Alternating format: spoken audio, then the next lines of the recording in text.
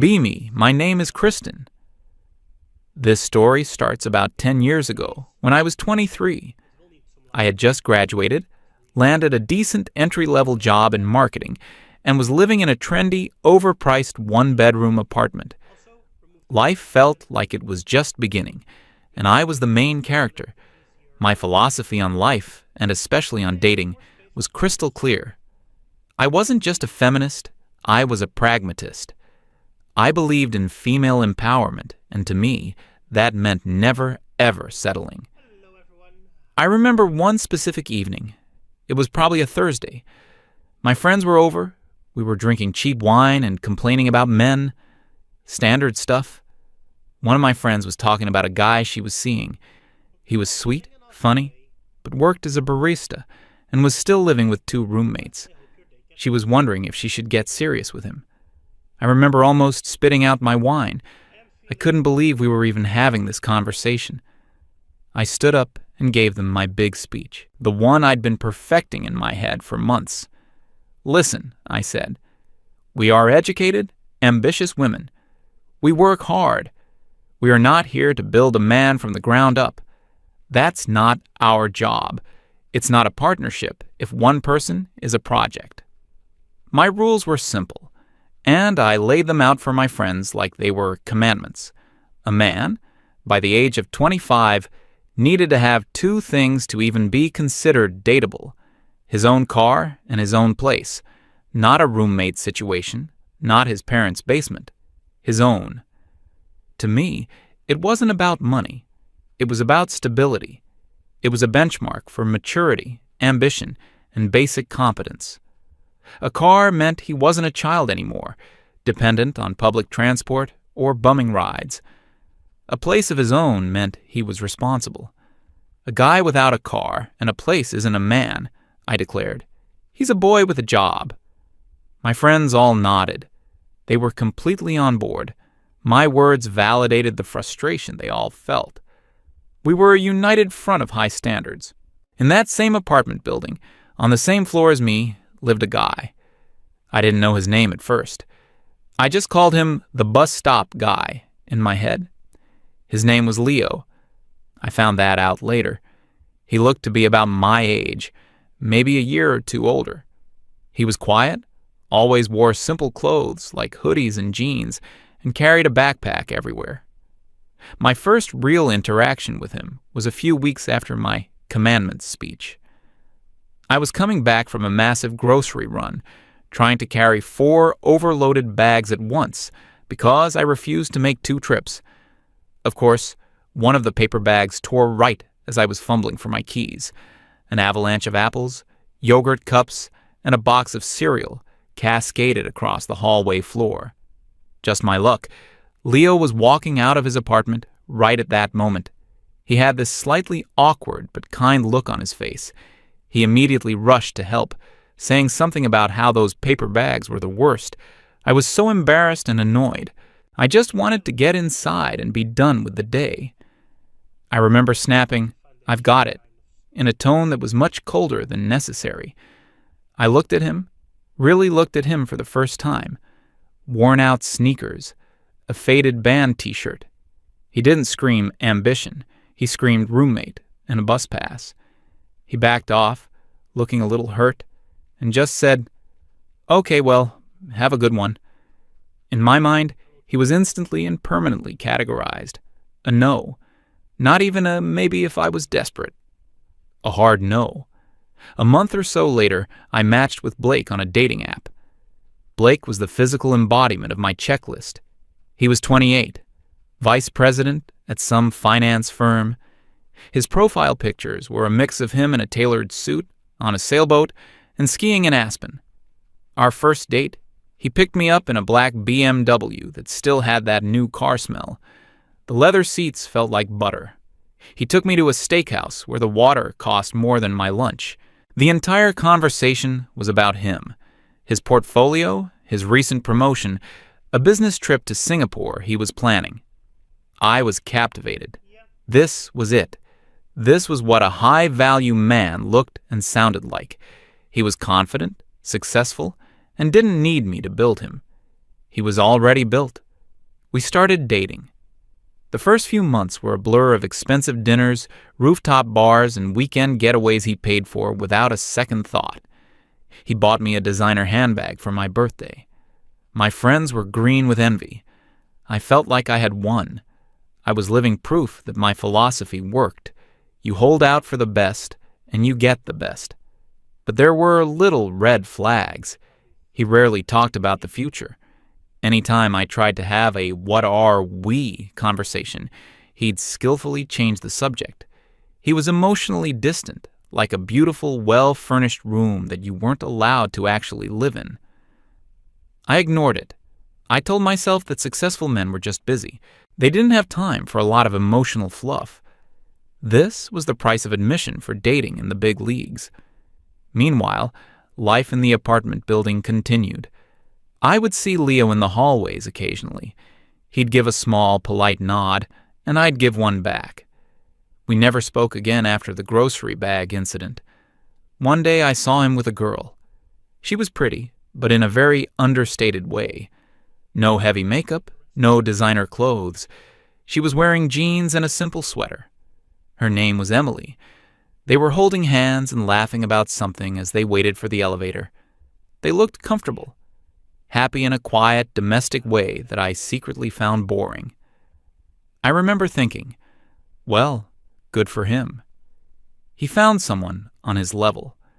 It was a condescending thought, and I knew it, but it made me feel better about my own complicated situation with Blake. They were a Honda Civic, and I was dating a BMW. There was no comparison. Sometimes, late at night, I would notice the light was still on in Leo's apartment across the courtyard. I could see his silhouette at his desk. I just figured he was a gamer or a night owl, wasting time on the internet. My relationship with Blake lasted about 1.5 years. It ended exactly how you'd expect. I finally pushed the "what are we" conversation too hard. I wanted to know where we were going. He gave me the classic speech. He wasn't looking for anything serious right now. He was focused on his career. He thought we were just having fun. I was devastated, but my pride wouldn't let me show it. My friends tried to comfort me, but I brushed it off.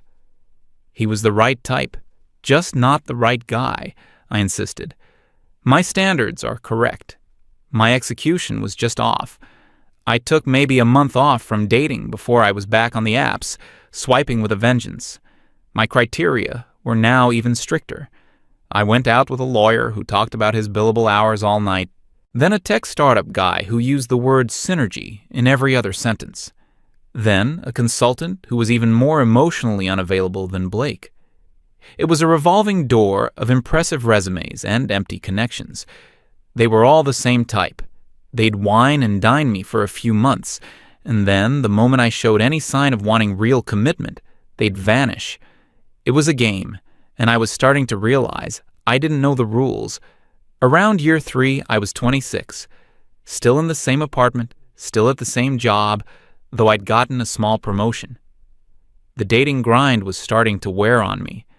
The constant effort of presenting a perfect version of myself, the small talk, the eventual disappointment. It was exhausting. One Saturday, I was doing laundry in the building's basement facility. Leo and Emily came in, carrying their own basket. They smiled at me. This time, I managed a small, genuine "hey" back. They were talking about a piece of furniture they wanted to buy for their apartment, a bookshelf. They were debating between 2 different kinds, their heads close together as they looked at a picture on Emily's phone. It was such a normal, mundane conversation. But there was an easy intimacy to it that I hadn't realized I was missing. They were a team. They were building a life, one bookshelf at a time. I finished my laundry quickly and went back to my apartment, which suddenly felt very quiet and very empty. My designer handbag from Blake was sitting on my dresser. It didn't feel like a trophy anymore. It just felt like a thing. Years 4 and 5 were a blur. I was in my late 20s. A couple of my close friends, the same ones who had cheered on my high standards speech, started to drop off. One met a guy, a high school teacher. He didn't own a car for the first year they dated because he lived close to work. He definitely didn't own his own place. By my rules, he was an automatic disqualification.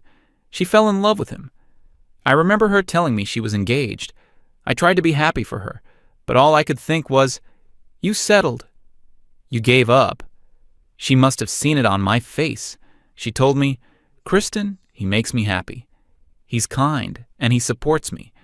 That's the real high value." I didn't get it. I thought she was just making excuses.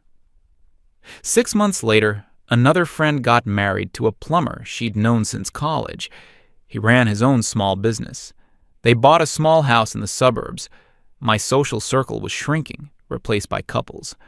I was becoming the token single friend, the one they'd try to set up with their weird cousin who works in IT. I was still seeing glimpses of Leo and Emily's life. One day, I saw them in the parking lot. They were standing next to a brand new but very sensible Toyota sedan. Leo was showing Emily how to use the Bluetooth feature. They were laughing. He had bought a car. Not long after that, I saw them moving out of their one-bedroom apartment. I felt a brief flash of triumph, thinking they were leaving. But they were just moving upstairs, into one of the 2-bedroom units. They were upgrading. I was still in the same one-bedroom apartment I'd moved into at 22. The logic was undeniable. He had a car. He had a bigger place. According to my own rules, he was now technically on the list of dateable men. The thought was so absurd, it almost made me laugh. But there was no humor in it. There was just a growing, gnawing feeling in the pit of my stomach that I was missing something fundamental about how the world worked. I pushed the feeling down. I doubled down on my strategy. I told myself my person was still out there. He was probably just stuck in traffic in his Mercedes on his way to find me. I was almost 30. The clock was ticking, and I was starting to hear it. Every single day, my 30th birthday came and went. Birthday came. I threw a party for myself, invited everyone I knew. It was a loud, expensive affair designed to convince myself I was thriving. It felt hollow. Many of my friends had to leave early to get back to babysitters. The single ones who stayed got drunk and lamented about the state of dating, our conversations becoming a bitter echo of the ones we had at 23, only now laced with desperation instead of optimistic arrogance. The dating apps became a barren wasteland. The pool of men in their early 30s who were successful, single, and looking for a serious relationship was practically non-existent. The ones who fit my criteria were a special kind of awful. They knew their market value. They treated dating like a job interview where they were the CEO and you were one of 100 applicants. I went on a date with a wealth manager who spent 20 minutes explaining the depreciation curve of my car before suggesting we go back to his place. Another one, a surgeon, checked his watch 3 times during dinner and then told me he was actively dating women in their early 20s because they were less complicated and more optimistic. My profile bio, which I once thought was a powerful filter, now felt like a liability. Ambitious woman seeking an equally ambitious partner. Please have your life together. It screamed high maintenance to the men I wanted and attracted the ones who thought money was a substitute for a personality. My standards, which I had held up like a shield for so long, had become a cage. One afternoon, I was scrolling through social media. A friend of a friend had posted photos from a wedding she'd attended, and there they were, Leo and Emily. It wasn't a huge, extravagant wedding. It looked like it was held in a nice garden with string lights and happy people. Emily was in a simple but beautiful dress. Leo was in a suit that fit him perfectly. They both had these huge, genuine smiles on their faces, the kind of smiles that aren't for the camera, the kind that come from a place of pure, unadulterated joy. They looked like a team, a real team. I stared at that photo for a long time. There was no BMW in the background, no mention of his job title. Just 2 people starting their lives together supported by friends and family. A bitter thought crossed my mind. I bet they're in a mountain of debt for this. But the thought died as soon as it appeared. It was a weak defense mechanism, and I knew it. They looked happy. I was not. It was that simple. The next couple of years were the loneliest of my life. I was 32. My job was fine. I was making good money. I could afford nice things. I took solo trips to exotic places and posted curated photos online to prove how fulfilling my life was. But the evenings were silent. The weekends were long. My married friends would call, but our lives were on different tracks.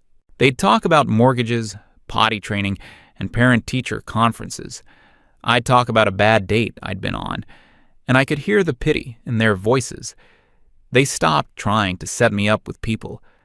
I think they just ran out of single friends. Or maybe they knew my checklist was impossible to meet.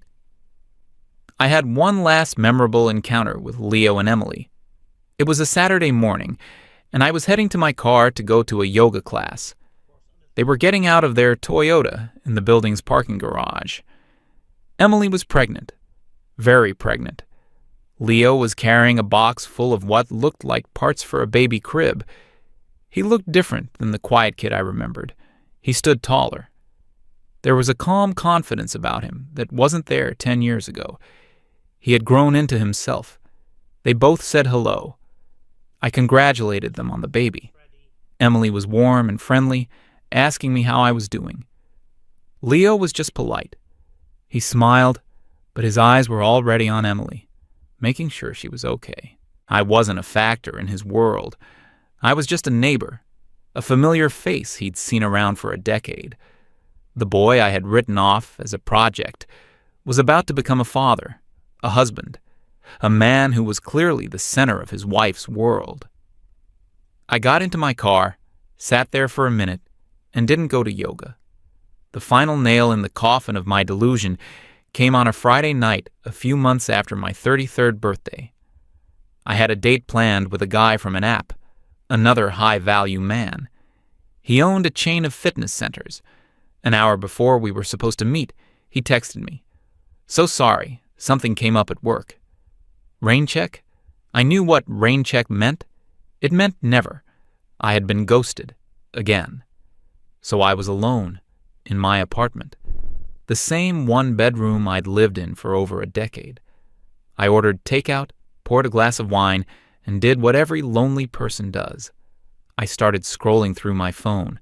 I saw posts from friends' vacations, engagement announcements from younger coworkers, and then I saw a post from Leo. He wasn't someone I followed, but a mutual acquaintance had liked it, so it appeared in my feed. The picture stopped me cold. It was him, Emily, and a toddler with a head of curly hair sitting on his shoulders. They were standing on the lawn of a beautiful 2-story house. It was a classic suburban home with a big oak tree in the front yard and a porch swing. In the driveway was a new car, an SUV, much nicer than the old Toyota. The caption was simple. "Hard to believe this is ours. Officially homeowners." And I just broke, not in a loud, crying way. It was a quiet, internal shattering. The house, the car, the family. He had it all. Everything that was on my non-negotiable list from 10 years ago. He had achieved and surpassed every single metric I had set for what a man should be. But he didn't have any of it when Emily met him. He wasn't a high-value man when she chose him. He was just Leo, a quiet guy with a dream, who worked hard when no one was watching. The guy I saw at his desk late at night wasn't playing video games. He was building his future. Emily didn't look for a finished product. She found a good person with potential, and they built a life together. She didn't buy a winning lottery ticket. She invested in solid stock and watched it grow. I looked around my apartment. At the designer bag from a man who forgot my name a week after he left. At the expensive art on the walls I bought to make the place feel less empty. At the single place setting on my coffee table. My entire strategy, my whole philosophy, was a catastrophic failure. I had spent 10 years trying to cash a check that a man had already earned. Emily had spent 10 years helping a man write his own. I wasn't a feminist who valued herself. I was a coward who was terrified of risk. I wanted the reward without the effort, the success without the struggle. I had been filtering for a lifestyle, not for a partner. For a provider, not a person. The man I wrote off as a boy with a job was more of a man than any of the slick, suited guys I had chased for a decade. He built. They just spent. I closed my phone. The silence in my apartment was deafening. For the first time, I didn't blame the men, the apps, or society. The fault was mine. My standards weren't high. They were just aimed at all the wrong things. Character, loyalty, partnership, kindness, teamwork. Those were the real high-value assets. And I had spent 10 years walking right past them in the hallway, too arrogant and too blind to see.